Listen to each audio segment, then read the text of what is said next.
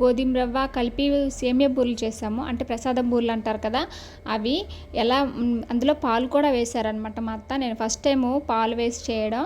ఇంకా సేమియా, గోధుమ రవ్వ నెయ్యిలో వేపుకున్న తర్వాత ఈలోపు మా అత్త సొయ్య కలిపింది. మినపరుబ్బును, గోధుమ పిండి, పంచదార ఇంకా సాల్ట్ కొంచెం వేసి చేశారనమాట. ఇంకా దానికొచ్చి యాలకులు పిండి చేసి పెట్టుకున్నాం పక్కనే అందులో వేయడానికి.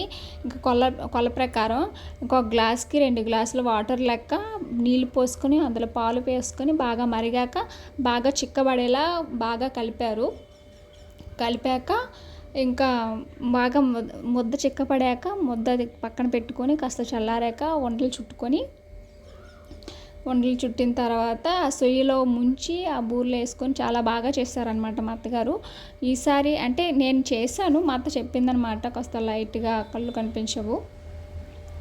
ఇంకా ఫస్ట్ టైము చాలా బాగా మెత్తగా వచ్చాయండి. నేను ఎప్పుడైనా చేసినప్పుడు కాస్త లైట్గా గట్టిగా ఉండేవి, కానీ చాలా మెత్తగా వచ్చాయి.